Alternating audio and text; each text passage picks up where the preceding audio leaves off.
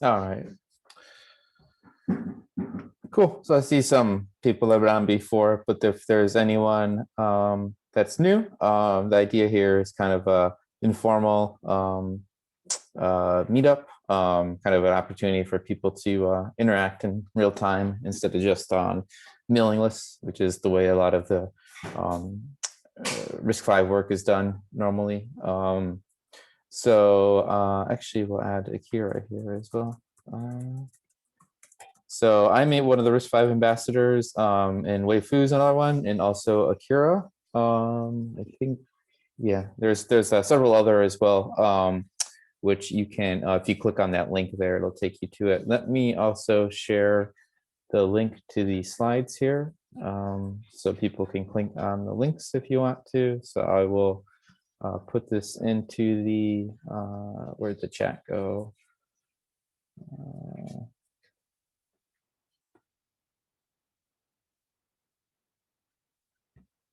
Let's see.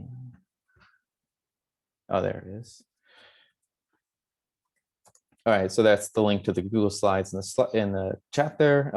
If you're interested in what the ambassadors are and what the different ambassadors are, you can check out this website here on riscvi.org. But essentially, it's just a group of us that enjoy giving talks and hosting meetups and things like that. And you can see the correct people that are ambassadors on here. So there is also a mailing list for this open hours meetup, which there's really not that much traffic on there. But if you want to, you can go ahead and join that. However, since we got the community.riscvi.org all set up, all the open hours meetups are on there. So probably most of you RSVP today to this one, and if you click on open hours, you'll see the other dates as well. And I think we've now put in the next couple months into here, so you can RSVP on them, and you'll find out when they're happening in the future. And the way it kind of works is this one is in the evening in the Americas, which is then I think good for people that might be in Asia. And then the other one we do every 2 weeks will be in the morning here in the Americas, which is good for, is kind of early evening for people that are in Europe. So the next one that'll be good for people that are in Europe will be 2 weeks from now. And then the next one that'll be in the same time zone will be about a month from now, on March 9th. You can just go through here and you can RSVP them, and then you'll get an email when it's coming up. Let's see, what was the schedule? Oh, yeah, this is just a link to what's coming up here. So I pasted that into the chat too as well, in case you want to click on that directly.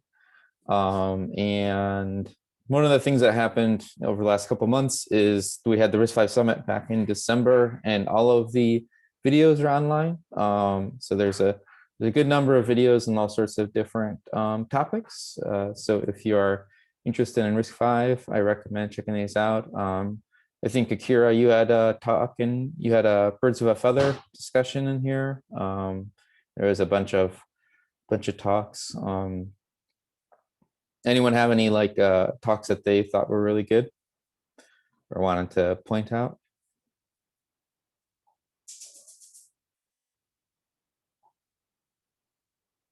I'll paste this link in here directly in the chat. Let's see here. Oh, this is just a screenshot of the different talks. And one thing I kind of like to go over, in case there's anyone that's new, is that individuals and nonprofits can join free of cost. So if you are not a RISC-V member, or you're not part of an organization that's a RISC-V member, you can actually go to this page and you can actually join free of cost as an individual. So if you go down to the bottom here, there's the link for individuals, and you can go through and complete the process there to become a member. One of the advantages to doing that is then you can start participating in the different mailing lists for special interest groups and technical working groups that work on the different specifications. There's also reoccurring meetings, technical meetings that you can then attend as well if you become a member. And a great resource, if you've not seen it before, is the tech wiki, the risk on RISC-V.org. So, oh my goodness, the page has changed. Okay. Oh, looks like I need to change my link then here. Okay, so I'll paste this into the Zoom chat there, and let me update this link on the slides. So the nice thing here is it has links to them, pretty much all the different resources. Like I mentioned, the mailing list, the different kind of status of the different specifications and things like that. So this is a good place to go if you can't remember where something is.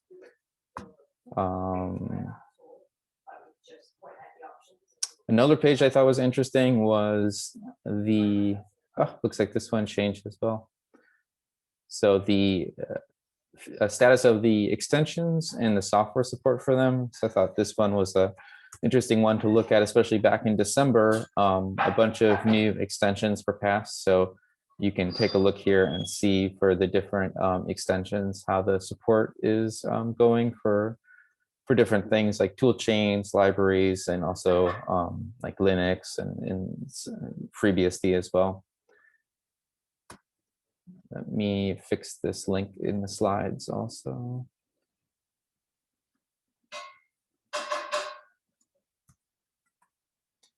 And the last bit of kind of standard announcements is, yeah, I mentioned that there's lots of different mailing lists, and if you become a member, you can participate in the mailing lists. The archives are public, so even if you aren't a member, you can go and look at the archives of the different mailing lists. But just to give you an idea, like there's the one that's the Unix platform specification that I like to pay attention to. This one's been working on the platform spec, which is kind of relevant for people that are wanting to build RISC-V systems that then like a standard Linux distro could run on. Let me see here. And the other thing that I'd like to point out is the technical meetings calendar. So a lot of the different groups have recurring meetings like every 2 weeks, or some of them are monthly. One of the ones I like to point out is there's the general software meeting. Let's see here, called the Software Horizontal Committee. So if you aren't able to attend any of these other meetings, like this is a good one to attend because it's kind of the umbrella or the committee that all the different software related groups report into. So if you want to get an overview of what's going on in terms of software support for RISC-V, this is a good one to attend. Anyone have any other meetings that they like to attend? There's the platform meeting, which is about the platform specification that I try and attend. That one's bi-weekly, but I don't know. Wifu or Kira, do you have any ones that you like to attend? For me, I will attend development board meeting and the platform. And the ambassador meeting. And the platform, maybe I will join sometimes. Yeah. Okay. Yeah, there's also this bi-weekly dev boards meeting. Yeah, so for those of you that are members or that want to become members, you can check out these and start attending and get a better sense of what's going on. Yeah, I'm mostly attending the ambassador meeting and the dev board meeting, and yes, I definitely would like to attend the software horizontal committee. Yeah. Yeah. So it has a bit of a weird name, but the horizontal means, I guess, kind of that it is it's the thing that is over all the other software related groups. So they kind of tend to go through the different special interest groups and task groups that are related to software in the meeting. So it's a good way to kind of to know what's going on in all the different software related groups. How is different with the platform meeting and the software horizontal meeting? So the platform, so this used to be called the Unix platform specification. Now it's just called the platform specification. And then the HSC is actually horizontal steering committee, which is a bit of a confusing word, but it basically just means this is the group that is coming up with the platform specification. So this one's just focused on the platform specification, which has not been finished yet. It's still in draft, but if you want to take a look at it, let me see here if this is the right link. Yeah, let me place this into the group chat. So kind of the call is about continuing to tweak this specification. And for those of you that aren't familiar with it, there is a talk from the RISC-V Summit about this from back in December. Or you can just check out what they have here. And the idea is like OSA would be for a full operating system like Linux. So the idea being that if someone builds a RISC-V hardware platform and it says it complies with, like, let's say the RISC-V platform specification and the OSA requirements, and that means you could then run like a Linux distro that conforms to that specification as well. So I think it's an interesting thing that's being worked on. So that meeting is just about platforms. So it's an hour. So they'll just talk about the platform specification for the full hour, or maybe less nowadays. I think it's nearing completion to the point where hopefully it'll start going through the ratification process. Or I guess the before that is the like the public review period. Any other meetings people like to attend that are with us today on the meetup?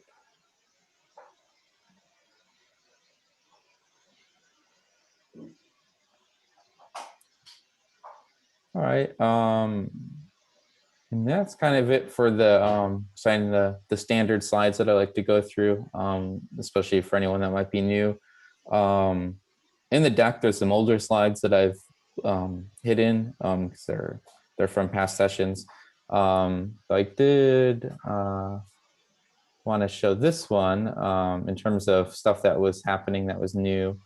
So this is recent patch series on the Linux kernel mailing list. I don't know if Waifu, if you wanted to mention anything about it. But the idea here was to support that new extension for page-based memory types in Linux.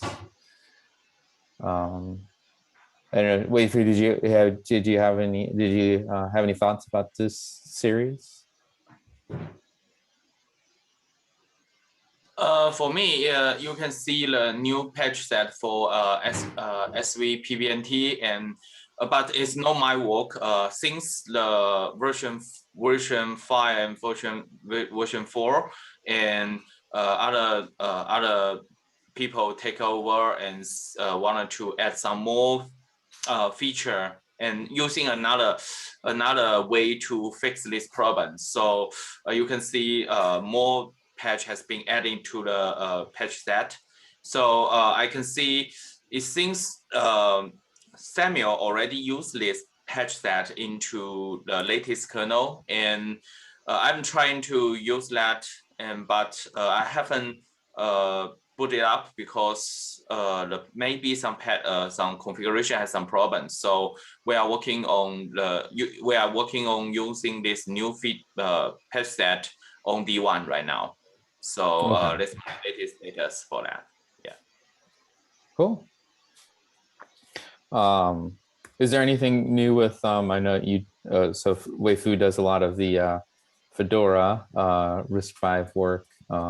Is there anything new with like the D1 images, or let me try and pull that up. Before the Chinese New Year, we are post the latest kernel, I guess is 5.16 official release.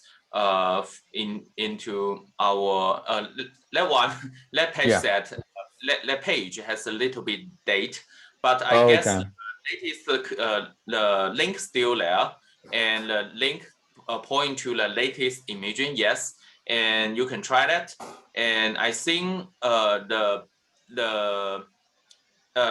now you can see the screenshot from Drew, and we already updated the screen is 1080p screen, and it's vertical. It's not a horizontal line. It's a horizon screen. It's not a vertical one for now. So we already fixed it under help from PLCT, and they provide some information. Some people to help me to fix the problem. So the new image has better performance and better screen, better desktop, how to say, experiments. So so please try the new one. And we also update the U-boot and OpenSBI to the latest. It works well. For now, we are working on the latest kernel 5.17 RC2. And the patch set is okay, and Samuel do the most of all the work for porting. Actually, where I'm trying to use Fedora configuration and some little patch for DTB for different size of the DDR to fix it. To fix different to adopt to different board. So yeah, work is going on, and experience much better. Talking about Fedora, and we are working on the Fedora 36 imaging now, and I and my colleague is working on that. And as you may know, the right now the latest imaging is Fedora 33, which is very dated since Richard Jones are busy. Richard Jones is busy and David is busy, so they don't have too much time to push that to the latest version. So we decide to do it by under the help from T-Hat and AliCloud. We are using their cloud server to building the Fedora 36, and works pretty well. And we are using internal Koji to build a package right now. And I'm pretty sure maybe we can have the latest Fedora imaging 36 next week. So we will try to make D1 running it, but it cannot. I think it cannot run desktop right now because it's a new version of distro. So so we need to wait until at the end of the March we can have the desktop environment on Fedora 36 for RISC-V or the RISC-V board. So I'm looking forward to more different RISC-V development board, maybe from Macosemi and T-Hat and Starfire and some other vendor. So if you know there's some other vendor have the development board which can run Linux well and have enough DDR, please contact with us, and we will help to make Fedora running on it. Yeah, that's all my. What's info. the minimum RAM DDR that you would need for Fedora? Actually, we can run. We have already tried that. We can run Fedora with desktop environment on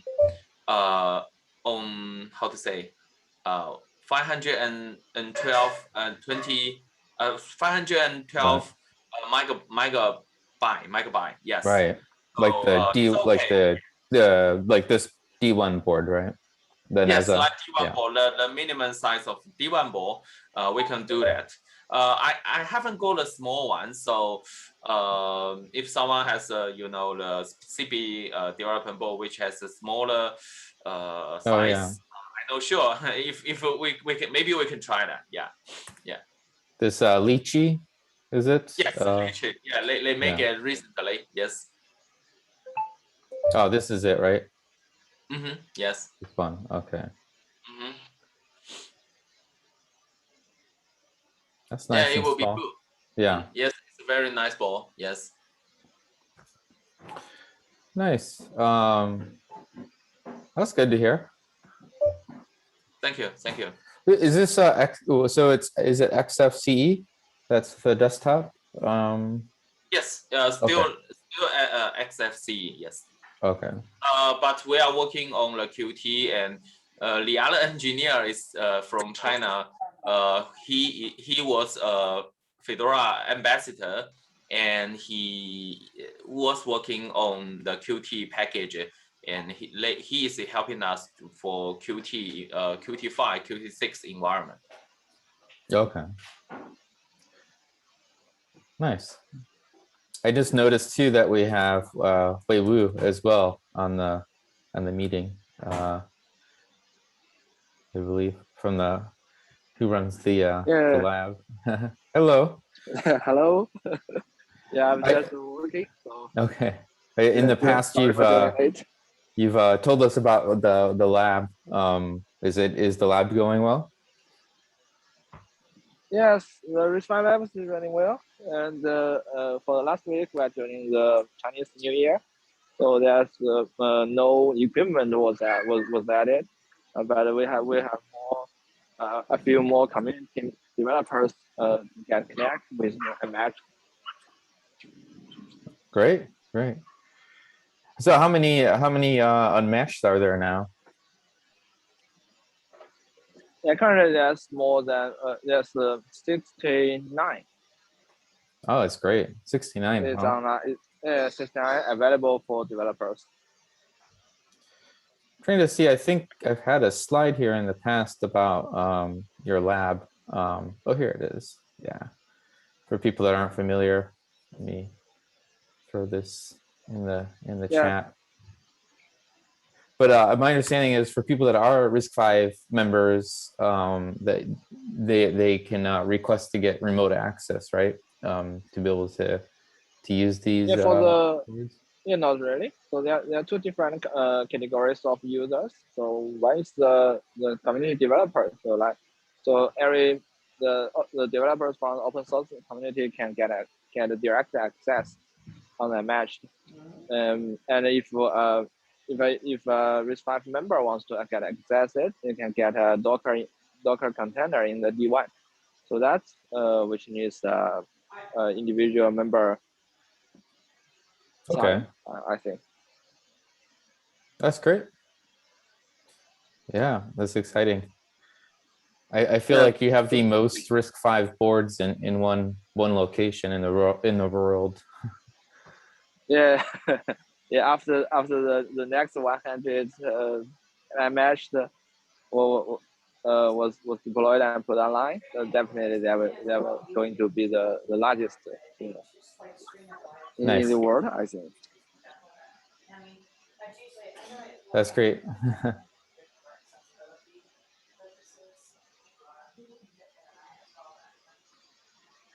That's great to hear. Well, usually with open hours, it's meant to be kind of be a discussion. So does anyone have any questions or anything they've been working on that they want to share? You don't have to have slides. It can just be we can just talk about it, or if you want to share your screen or anything like that. Yeah, if anyone has anything they want to bring up. Well, I saw the announcement from Intel. From who? From who? Oh, from Intel. Yes, that's Yeah, right. yeah, this week. Yeah, you're right. That they've joined the RISC-V International. Yeah, which is, I think, pretty good news since they have a lot of resources. Where's our news? Let's see. Oh, yes. So, yeah, I mean, I think that looks exciting because hopefully it means there'll be more resources put into development. So, yeah, sure. We need more engineering power. Yeah, especially somewhere I read that it was they were also going to contribute software development, which I think would be very good. So especially since Intel has a very experienced open source software team, so that would be, I think, pretty beneficial if they start focusing on RISC-V as well.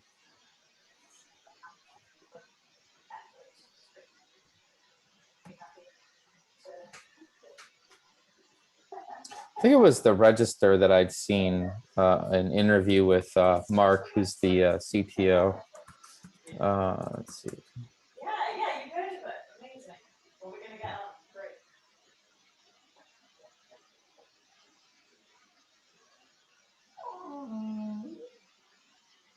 Yeah, I think that was it. Yeah, it's I think exciting news.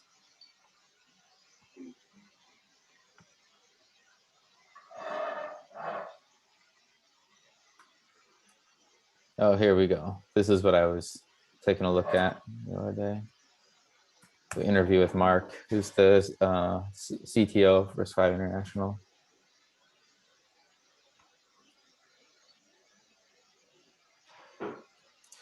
Nice. Anything else or people are working on, or any questions?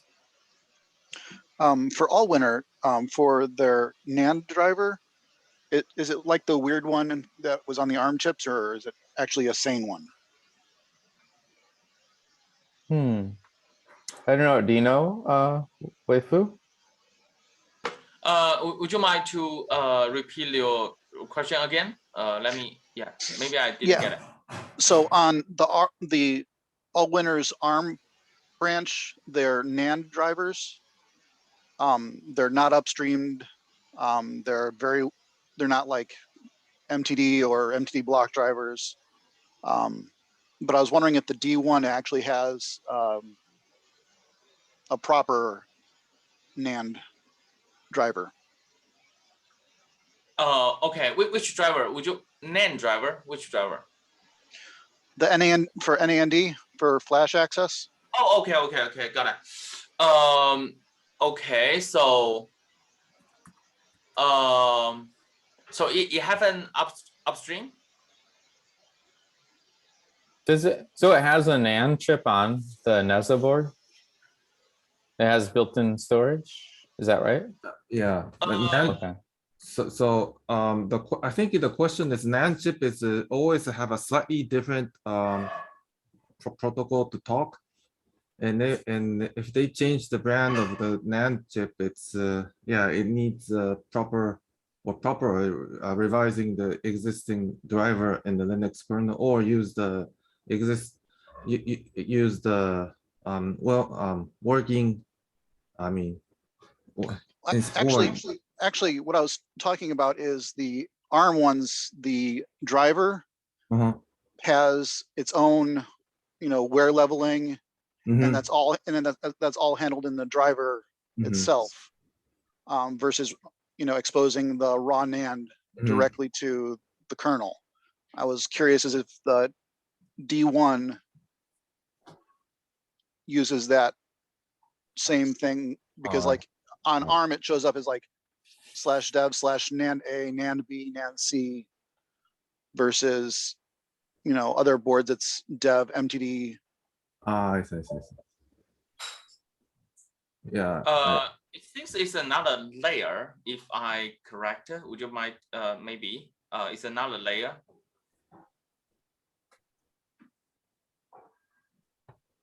Just if you directly operate the net driver and the net chip, it's okay. But if you use MTD, it seems there's another software drive layer on that. So for now, sorry for that. We haven't really used NAT too much. We only use SD card because NAT is too complicated for flash and use to flash our imaging and not big enough. So yeah, I will try to see if we can investigate this problem more later. Yeah. So there's a small NAND flash that's on the board that's like, I guess, connected through SPI, it looks like. Yeah, it's a NAND flash on board. Okay. Yes, then it will be really nice if it go through the MTD device instead of a raw device. Right. Because like normally I would expect to see like, right, so you have like a NAND chip and then you have MTD driver and then you use something like UBFS on it. So is it the case right now with like the if you're using like the mainline Linux, do you just not use the NAND flash on the board? Is it just not work right now? Because this log I'm looking at here, I think this is Tina Linux, right? Well, Yes, it's some make some MTD device working. Somebody need to make it workable with the chip used on the D1 board Right. as MTD. So I clicked on, I was on the Sunzi, here, let me drop a link for this. This is the NESA page on the Sunzi wiki, and there was a log here to someone showing Tina Linux booting on the NAND, which is the image from Allwinner, right? Which is the older 5.4 kernel. And then I noticed in here, it looks like they do have a the Sunzi Spy NAND Phi driver. This kernel seems to have MTD layer on top of a SPI NAND. Yeah. Yes. So I don't know what is it. I'm not sure what it looks like when you if you use like the mainline or like what Waifu has done for Fedora. Is it just not come up or? I think I haven't touched this in the latest kernel. So there's no such message in my kernel branch. And I need to check this configuration, check my configuration and the NTD, see if we can enable that. And yeah. But I think it haven't been upstream, right? Yeah, I'm wondering where this if this is something that's just in if this is something from, well, it says Sunzi, which would make me think that this is from the upstream community, right? But yeah, I don't really know anything about it. Tina using very old kernel 5.4. Yeah. So in that kernel, we can enable Wi-Fi, Bluetooth, NAND flash. Yes, maybe NAND flash. I haven't really noticed that, but Wi-Fi, Bluetooth working on that old kernel. But in the latest kernel, it doesn't work. So I already checked with them, and they say they don't have time for porting this to latest one.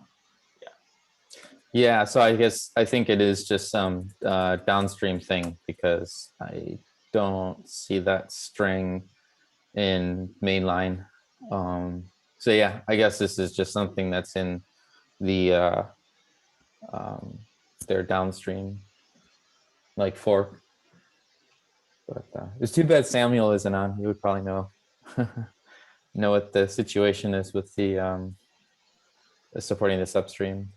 Yeah. I don't know what is the best way to contact with him, and sometimes he responds in on Telegram, and okay, a little bit hard to find him. What about, does email not work? What? Yeah. I think sometimes I need some help from him for the latest kernel. So yeah. Because I think email is always, I think, should hopefully work with him. I see him sending things on kernel mailing lists pretty often. So okay. I think if you email him, it should probably work. Because I mean, I don't know, we can check lore, but yeah, because I have a filter for like people that work on RISC-V stuff, and I'm pretty sure I've seen him somewhat recently.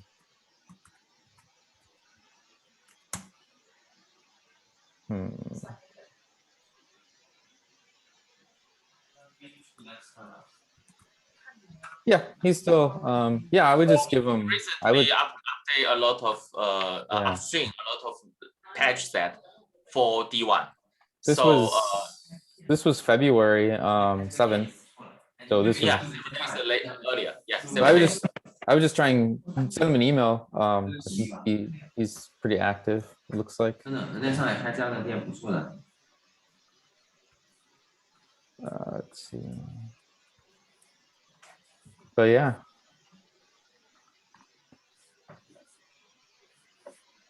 Any other questions out there?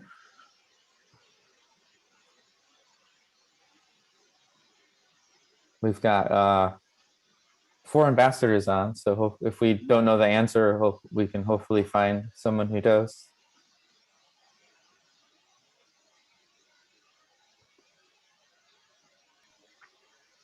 Yeah, so I think that one extra sense we might get noticed is that the GNU toolchain has just updated its default configurations, so then we may see some failures based on the latest toolchain when we are building the packages on different Linux GCC.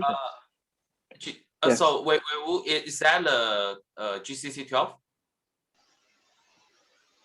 And I think that is still the master branch, so the GCC 12 may not get involved with this issue. But the latest, version might, the next version might have this issue.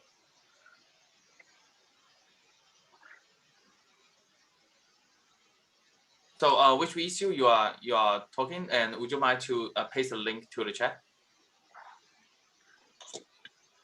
Yeah. Okay. I will find. Yeah. We need this because recently we are building Fedora package for GCC 12. So if you got any issue, we love to see that and precaution that. Okay. I'm finding the link and paste it in the chat window. Thank you.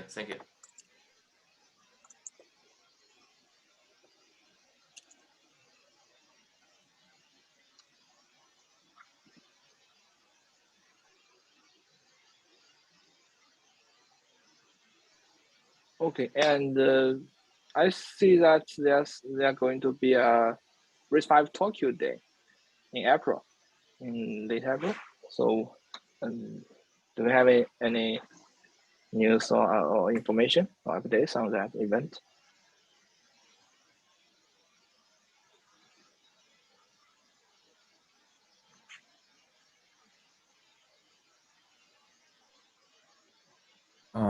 Not really. From me.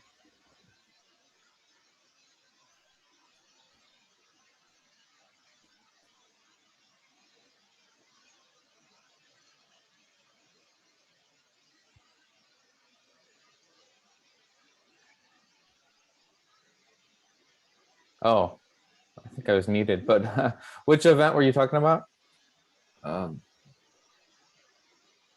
No, I think he's talking about RISC-V Days Tokyo in April. Okay.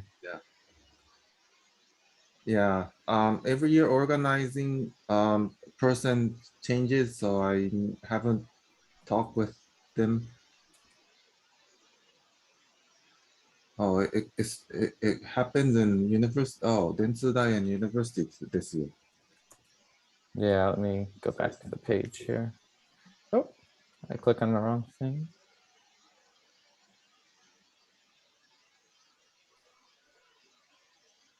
There we go.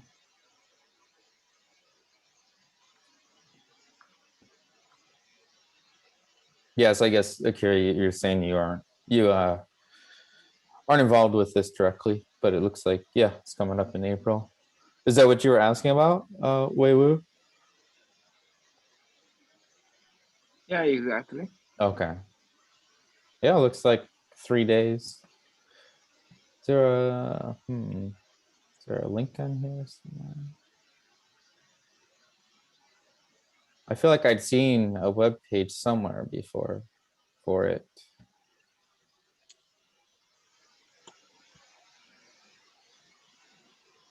Maybe it's this website. Yeah, I was helping on event on 2017 or something. Yes, but after that, not much. So Okay, all right. So this is the main website here. So it's the RISC-V Alliance Japan. All right. Oh, did anyone attend the RISC-V Day Vietnam? That was back in January. It looks like.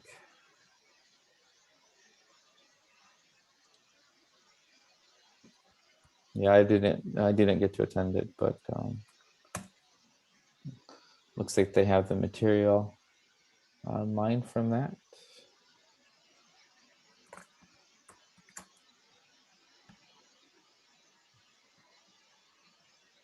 Oh, okay. So they have the videos and slides. That's nice. I just pasted the link there in the chat if anyone wants to check this out. So that's cool. Current status, RISC-V research in Japan. Oh, looks like they're on YouTube. Oops. Cool. I'll have to check that out later. And it looks like Weiwu pasted the link here to what he was talking about with GCC. Okay, so this is the, okay, so the ISA spec has changed in GCC or in the GNU toolchain. Yeah, so I see. I have already seen some bug reports related, saying that this change is incompatible with all the previous software packages. Some packages may see failure, and they need some small modifications. So it's that, like, so if you want the CSR and fence, then you need to have a different M arch parameter. Is that right? Kind of that. Okay. Or, okay.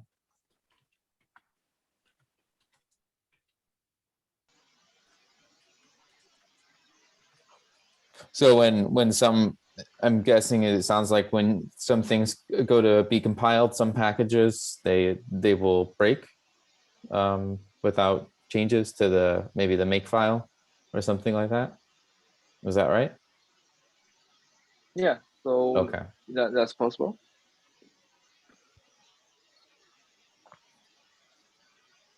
Is this what you're using with Fedora, Weiwu or Weifu? Let me check. Is that a 12? Is that latest master branch, right? Yeah. Well, yeah. It looks like this was. No, is it? Jim is writing on the chat. Oh, let's see. All right. So Jim's saying that. Okay, so I guess if you're using RV64GC, that still works. But if you're spilling them all out, like the RV64 IMA FDC, then it's a problem because these aren't automatically included anymore. So that's interesting. I would have assumed most people were using the shorthand, the RV64GC, but I don't know. I'm not probably really too familiar with like what packages may have in their make files.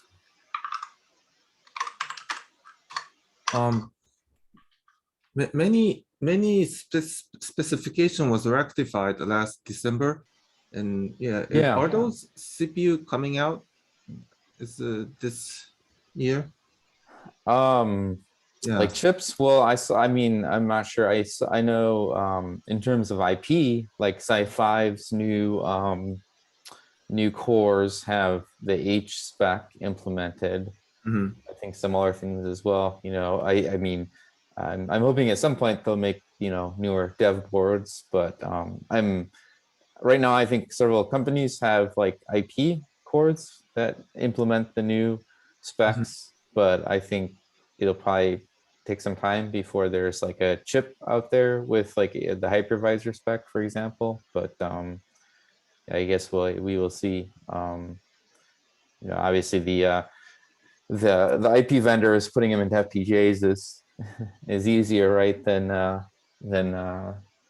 taping out a chip. So I don't know. I'm hoping before the end of the year we will see, you know, SoCs with like hypervisor, for example, or I suppose even the official vector, right? Now that's ratified. So I guess it probably just takes time, right? For the, you know, someone has to license the IP cores, and then they have to build it all out and verify it and go to fab and everything. But yeah, hopefully, I'm hoping maybe at the next RISC-V Summit in December, like people will be showing off chips that implement those new extensions.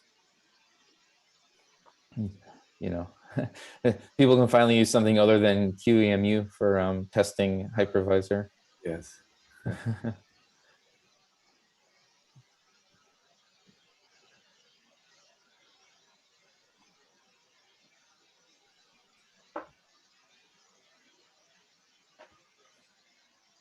Hey, hello, I have a question.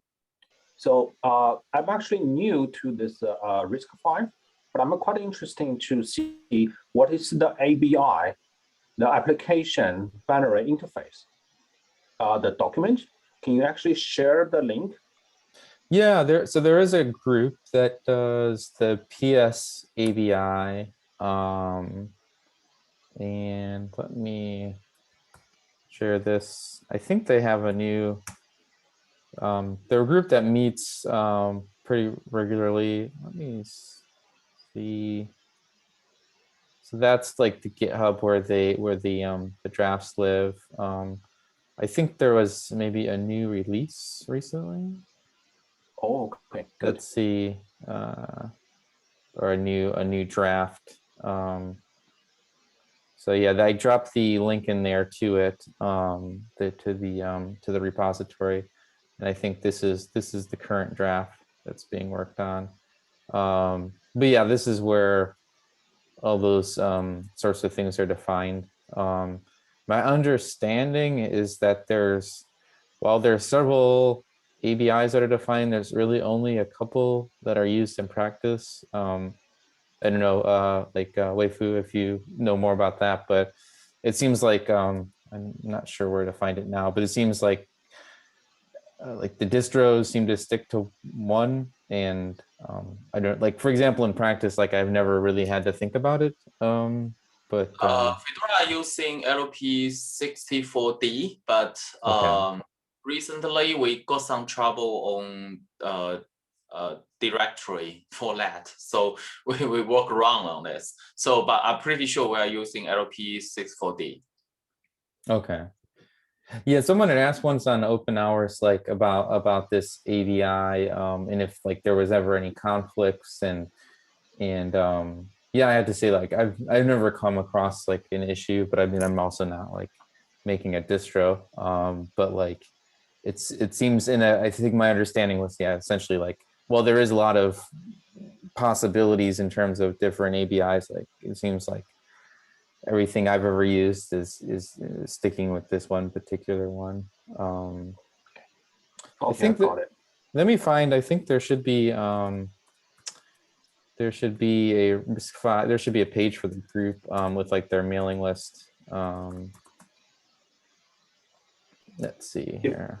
Yeah, if I really want to play with let's say a hardware. Yeah. So do you guys have a suggestion for me?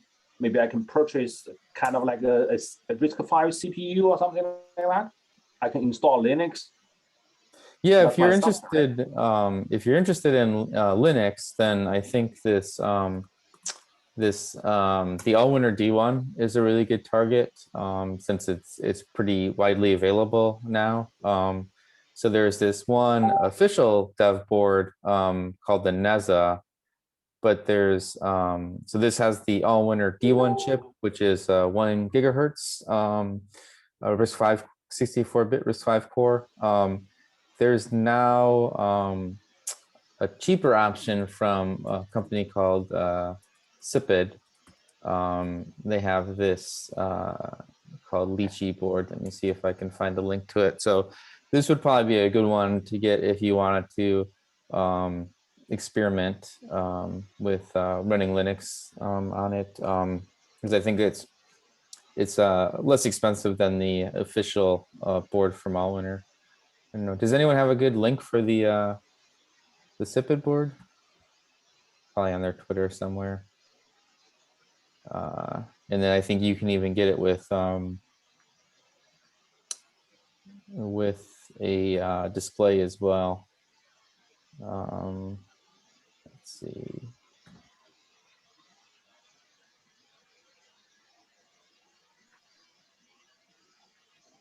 I don't know, has anyone gotten this D1 board from Cipid yet?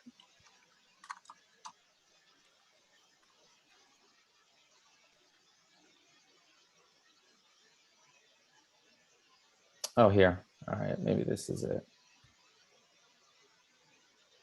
Oh, this one. Okay. Yeah. So yeah, check this out. I mean, there's probably I think they also sell them on maybe Seed Studio as well. But yeah, this is the they call it the Lychee board. So this has that Allwinner D1 chip on it. There's also the Allwinner NEZA board, which is like the official dev board, but it is more expensive. I'm not sure if you can. I'm expecting the new sci-fi board. Let's see. Trying to remember where I got mine. So if I have this board, it means that I can install Linux and hook my monitor and keyboard onto it and start to using it. Yeah. So I mean, the one from Cipid, this one here. So if you take a look at this picture, yeah. So this is a nice little system here. I think it's like less than $20. And it has I think 512 megabytes of memory, and then it's this 1 gigahertz 64-bit RISC-V chip. And this is like Wei-Fu had been talking about. He has a version of Fedora that runs on the D1. They've been using the official dev board, which is called the NEZA. So that's what this link that we were at earlier was about. But will you be making a version for the Cipid board, Wei-Fu? Yeah, I haven't got that Okay. one. So if I can have, yeah, maybe we can try. Okay. Yeah, I think so the Cipid one is newer, but I think many of us have this other board which is more expensive, but which is more like $100. But where was that link? That's not it. Yeah, so I guess for about $20 you can get one of these, which is I think a pretty good deal. You can start playing around with Linux on it, and you can even run Fedora thanks to the work Wei-Fu's been doing.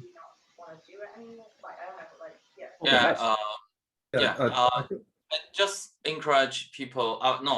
Just you can use this board, no problem. And 512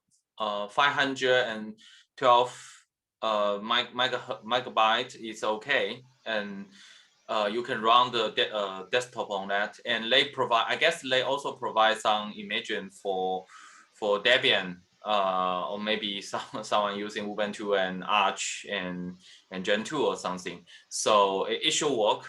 And even upstream kernel, and if you want to try the latest kernel, you can try Samuel's one, and also can try my report, and you can build a full support kernel, because Fedora always enable as much as they could to enable different functions. So you can have a different choice. So I guess Drew has sent a link. So we have a wiki page, and you can try to enable and build OpenSBI U-boot and Linux kernel by your own, and enable the minimum. I guess you can enable the minimum RAM disk, or using Fedora distro, Fedora imaging directly. Yeah. Oh, nice. Okay. I have another question actually. So for the tool chain, so I saw that's two popular tool chains. One's GCC, the other one's LLVM. So does LLVM currently support RISC-V? Yeah, it does have full support. I think it just kind of depends on like the distro, whether or not they're compiling with GCC or with Clang from LLVM. But yeah, there's been several talks about like LLVM and Clang on RISC-V, but yeah, it has full support. Maybe let me go back to that page about the let's see, I had a page about the status of software on, or the status of support in different software packages. Let's see here. Yeah, this one here. So I think LLVM is listed on here. I'll drop that in the chat again here. And I know that Linux kernel, for example, can be compiled with either. So there's a person named Kamraj who has been using it to compile the Linux kernel for RISC-V with LLVM. And so I know that all works. So I guess it just depends on the distro, whether or not they would use LLVM to compile all the packages. But I see. But yeah, it definitely works. And I know some people, depending on the project, people sometimes prefer LLVM. Okay, thank you. That's all my question. Yeah, no problem.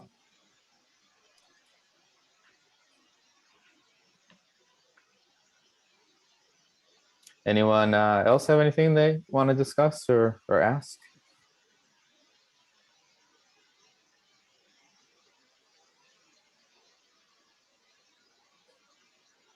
Well, if not, we are coming up in about an hour, which sometimes we go longer if people want to chat about stuff. But yeah, if there isn't anything else, so I guess kind of one last time, I guess we'll see if anyone has anything else they wanted to bring up.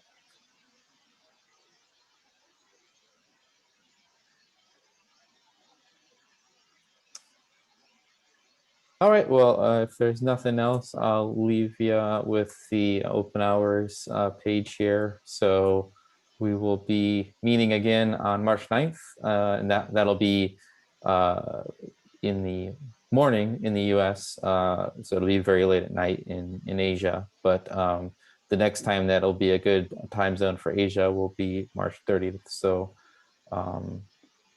wait, no, I'm wrong. I take that back. The next one that'll be in the morning here in America will be February 23rd. So 2 weeks from now, which is good for Europe. And then 4 weeks from now, March 9th will be the next one that is good for the Asia time zone.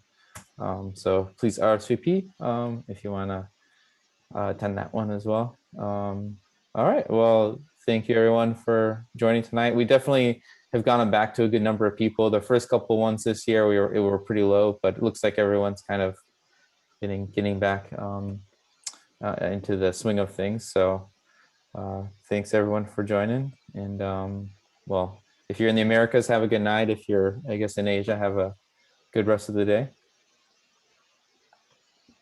Thank you. Thank you. Yeah, for Alright. thank you. Yeah, thank you. All right. Bye.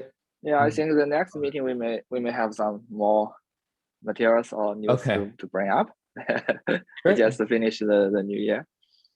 All right. Yeah, that's right. So the Lunar or Chinese New Year is just happening right now. So Yeah. yeah, Okay. very good. All right.